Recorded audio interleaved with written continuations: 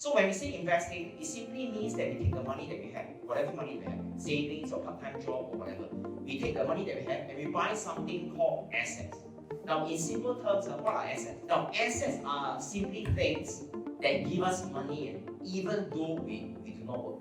Now, one more time, I'm going to you guys slow.